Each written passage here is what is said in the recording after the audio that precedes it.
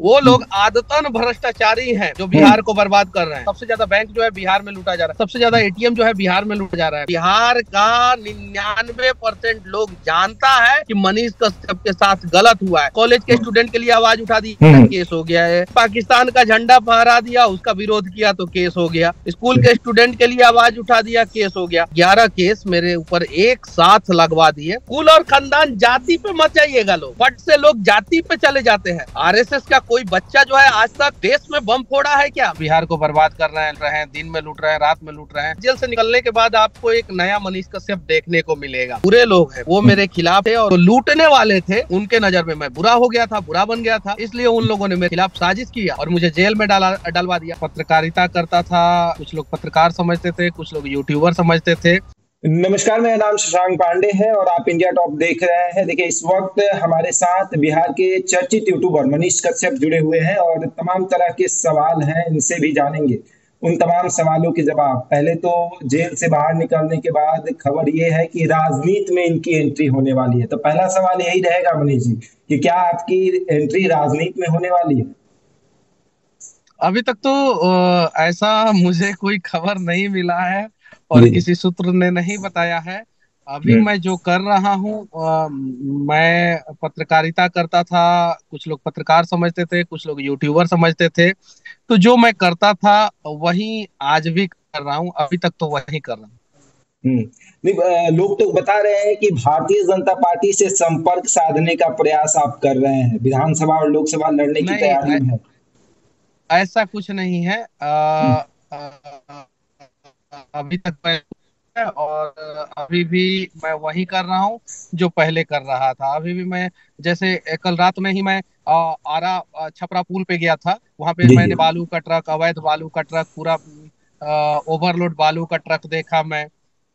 जो मतलब कि पूरा चल रहा है और पूरा जाम लगाया हुआ है। आरा छपरा पुल को पूरा जाम लगाया हुआ है। बक्सर में गया रात में 2 बजे, मैं रात में गया। वहां पे जो है पूरा पुल जो है वो जाम लगा हुआ है। 3-3 घंटे, 4-4 घंटे लोग जाम में फंसे हुए हैं। तो मैं पहले ये ही सब चीजें दिखाता था कि जो लोग बिहार को बर्बाद कर रहे हैं, लूट रहे हैं, दिन में लूट रहे हैं, रात में लूट रहे हैं। मैं दिन वीडियो बनाता था, रात में वीडियो बनाता था। तो वही काम मैं अभी भी कर रहा हूँ। दिन में भी मैं वीडियो बनाता हूँ, रात में भी मैं वीडियो बनाता हूँ और बिहार में जहां जहां समस्याएं हैं उन समस्याओं को दिखाता हूँ। हम्म। तो मतलब राजनीति में आने की अभी आशंका नहीं जताई जा सकती? अभी अभी अभी कुछ नहीं, कुछ नहीं। अभी पत्रकारिता करेंगे? अभी जब पत्रकार तो बहुत सारे लोग मुझे नहीं समझते हैं। हम्म। यूट्यूबर मैं था और आज भी मैं यूट्यूबर हूँ और यूट्यूबर वाला काम करता रहूंगा।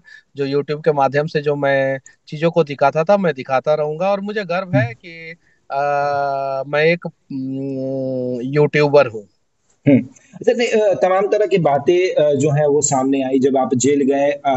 कई सारे आरोप लगे। एक तो सबसे बड़ा आरोप कि आदतन अपराधी का जो आरोप है कि मनीष कश्यप आदतन अपराधी है, और अभी भी बहुत सारे लोग कहते हैं आपको आदतन अपराधी। तो क्या आप मानते हैं अपने देखिए, आप को आदतन जब अपराधी? जब जब आप गरीबों का हक मारेंगे और आपके खिलाफ मैं आवाज उठाऊंगा तो आपके नजर में मैं आदतन अपराधी बन ही जाऊंगा। सरकार के तर्कस में ऐसे अनेकों तीर है जो जब चाहे तब समाज का भला करने वाला, सरकार के खिलाफ आवाज उठाने वाला का गला घोंट सकता है। ये मेरी बात नहीं है, ये इस देश के शीर्ष सिंहासन पे, प्रधानमंत्री की कुर्सी पे 3 बार बैठने वाले अटल बिहारी वाजपेयी की बात है। तो सरकार के नजर में तो हम लोग आदतन अपराधी हैं ही। बिहार को आखिर लूट कौन रहा है, बिहार को बर्बाद कौन कर रहा है, और उस बर्बादी की कहानी मैं बिहार के गरीब लोगों तक पहुंचा देता हूं। गरीब लोग जग जाते हैं, अपना हक मांगना शुरू कर देते हैं। तो ऐसे ऐसे लोगों के नजर में मैं आदतन अपराधी बन जाता हूँ। जो आदतन अपराधी बिहार में बैंक लूट रहे हैं, ज्वेलरी शॉप लूट रहे हैं। आप देखिए, पूरे भारत में सबसे ज्यादा ज्वेलरी शॉप जो है बिहार में लूटा जा रहा है। जो जी सोना जी। का दुकान, सोनार का दुकान है, सबसे ज्यादा बिहार में लूटा जा रहा है। सबसे ज्यादा बैंक जो है बिहार में लूटा जा रहा है। सबसे ज्यादा एटीएम जो है बिहार में लूटा जा रहा है। मैं बेऊर जेल में था और वहां पे जैसा कि मेरा आंकड़ा है, अब सरकारी आंकड़ा आएगा तो मैं, लेकिन उस आंकड़े के हिसाब से 30% लोग तो घर चो बैंक लूट, कोई स्टेशन पर से चैन मार ले रहा है, कोई मोबाइल मार ले रहा है, कोई घड़ी मार ले रहा है, कोई पर्स मार ले रहा है। कोई एटीएम में जाके एटीएम चोरी कर ले रहा है, बैंक में जाके बैंक रॉबरी कर ले रहा है, सोना के दुकान में जाके पूरा ज्वेलरी शॉप खाली कर दे रहा है। अब जरा बताइए, ऐसे परिस्थिति में बिहार का डेवलपमेंट कैसे होगा? और यही सारी चीजें जो है मैं लोगों को बताता था कि यहाँ पे गलत हो रहा है। तो जो लूटने वाले थे उनके नजर में मैं बुरा हो गया था, बुरा बन गया था, इसलिए उन लोगों ने मेरे खिलाफ साजिश किया और मुझे जेल में डलवा दिया। अगर उनके नजर में मैं आदतन अपराधी हूं तो मैं आपसे कह देना चाहता हूं, वो लोग आदतन भ्रष्टाचारी हैं जो बिहार को बर्बाद कर रहे हैं। और मेरे नजर में वो सभी लोग जो बिहार को दिमक की तरह चाट के खा रहे हैं, वो सारे के सारे आदतन भ्रष्टाचारी है, आदतन भ्रष्टाचारी। और इन आदतन भ्रष्टाचारियों से मनीष कश्यप तो नहीं डरने वाला है। तो एक सवाल ये भी रहेगा कि जब आप अपने आप को सरेंडर करने जा रहे थे उस समय आपने लाइव आकर कहा था कि 180 दिन में सरकार हम गिरा देंगे। जेल से देखिए निकलने आगे क्या होता है आपको जी देखने को मिल जेल से आपको देखने निकलने को के मिल बाद जाएगा। जी देखिए, भगवान के घर में देर है अंधेर नहीं। हाँ हालांकि मेरा एग्रेसिव स्टाइल और एग्रेशन कुछ लोगों को पसंद था, कुछ लोगों को नहीं पसंद था। जेल से निकलने के बाद आपको एक नया मनीष कश्यप देखने को मिलेगा। हम्म, और मैं आज आपके चैनल के माध्यम से बता देना चाहता हूँ कि अब आप एक उलझा हुआ मनीष कश्यप आपको देखने को मिलेगा। मैं अपने अंदर बहुत सारा बदलाव किया हूँ जेल जाने के बाद, जेल से निकलने के बाद बहुत सारा बदलाव किया हूँ। और अब जो है ये बदलाव जो है हम लोग बिहार में इम्प्लीमेंट करेंगे और बिहार को बदलने का प्रयास करेंगे। जो लोग अच्छे हैं उन अच्छे लोगों के साथ मिलकर बिहार को बदलेंगे। मतलब अब मनीष कश्यप बिहार को बदलने में लगे हुए हैं। ऐसे भी ये देखा गया कि लगातार जब से आप जेल से बाहर निकले हैं, घर बैठे नहीं है, लगातार बिहार भ्रमण कर रहे हैं। कभी गया तो कभी नवादा, तो कभी अपने नानी के घर जाकर दिखाना कि किस तरीके से सड़क टूट जाती थी, ठेकेदार आपसे डरते थे। तो पहले भी मैं दिन और रात जो है चीजों को दिखाता था, और अभी भी मैं दिन और रात मैं चीजों को दिखा रहा हूँ। मैं चाहता तो 10 दिन का छुट्टी लेके जो है कहीं जा सकता था शांति के लिए, बहुत सारे चीजों के लिए। लेकिन मैं पहले भी दिखाता था, अभी भी दिखाता हूँ और भविष्य में भी दिखाता रहूंगा। अच्छा, तो नहीं ये देखा जा रहा है कि भाजपा के कई ऐसे नेता हैं, जैसे मनोज तिवारी ने भी लिखा कि आपके साथ सही नहीं हुआ था, भगवान आपके साथ है। उन्होंने ट्वीट किया जब आप जेल से निकले। मैंने क्या बोला कि जो हम्म, अच्छे लोग हैं वो मेरी हाँ, बातों को समझे हुए हैं। उन्हें पता था कि मनीष कश्यप के साथ गलत हो रहा है। वे हम्म, अच्छे लोग जो है मेरे माँ का आंसू भी पोंछने का प्रयास किए, हम्म, मेरी माँ का समस्या का समाधान भी करने का प्रयास किए। तो हम्म, वो लोग जो है मेरा सपोर्ट किए। लेकिन जो लोग बुरे लोग हैं वो हम्म, मेरे खिलाफ थे, और उन लोगों ने ही साजिश करके जो है मेरे ऊपर 10 FIR एक साथ और एक NSA यानी 11 केस मेरे ऊपर एक साथ लगवा दिए। और मैं 15 केस में बेल लेके आया हूं। मैं अपना केस बता रहा हूं, मीडिया के सामने बता रहा हूं। हम्म, जाइए चर्चा कीजिए कि आखिर मेरे ऊपर किन किन चीजों में केस हुआ है। हम्म, मैं कोई बिहार को लूटा नहीं हूं, उसके लिए मेरे ऊपर केस नहीं हुआ है। कॉलेज के स्टूडेंट के लिए आवाज उठा दी, हम्म, केस हो गया है। स्कूल के स्टूडेंट के लिए आवाज उठा दिया, केस हो गया। किसी ने पाकिस्तान का झंडा फहरा दिया, उसका विरोध किया तो केस हो गया। कोई अंग्रेज का मूर्ति है, उसके लिए हम लोग आवाज उठा दिए कि हटाओ अंग्रेज का मूर्ति, तो उसके लिए केस हो गया। कोई ट्रेन नहीं चल रहा है, बेतिया से ट्रेन नहीं है और ट्रेन जो चल रहा है वो लेट हो रहा है, उसके लिए आवाज उठा दिए तो केस हो गया। एक बच्चे के दिल में छेद था, 9 महीना का बच्चा था, उसके पिता का पैसा जो है बैंक से गायब हो गया था, उसके लिए आवाज उठा दिए तो केस हो गया।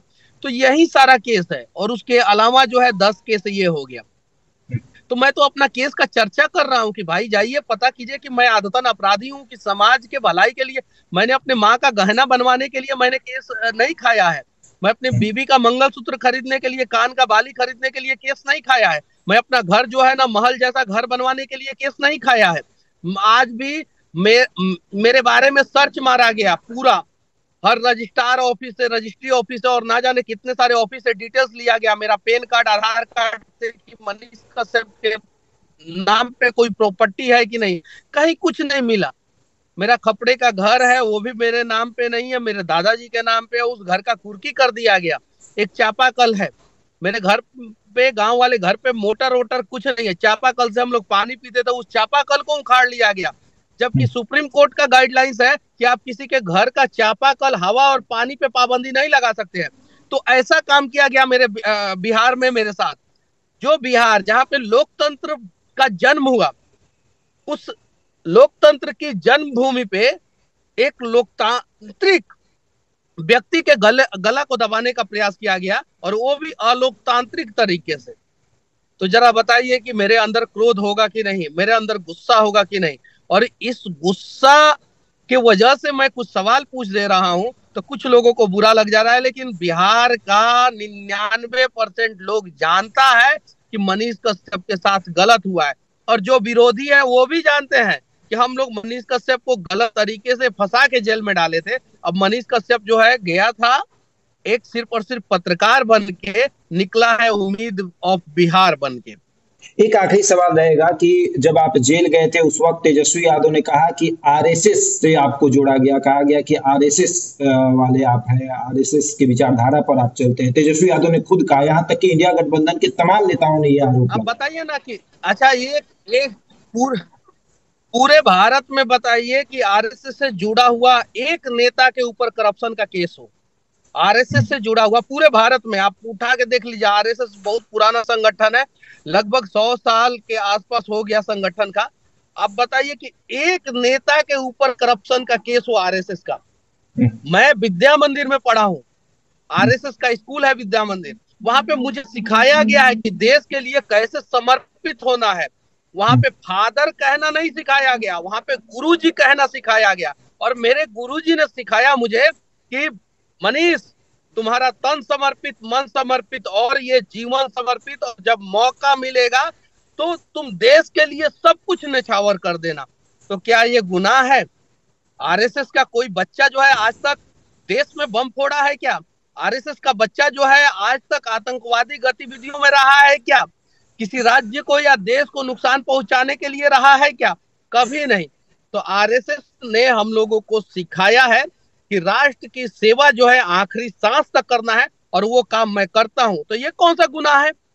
अगर मैं आरएसएस से हूं और कुछ लोगों को प्रॉब्लम है, तो मैं अगर उनके बारे में बताना शुरू कर दूंगा कि आप लोग कौन से कुल से, कौन से खानदान से, और क्या आप लोगों ने किया है। कुल और खानदान, जाति पे मत जाइएगा लोग, फट से लोग जाति पे चले जाते हैं।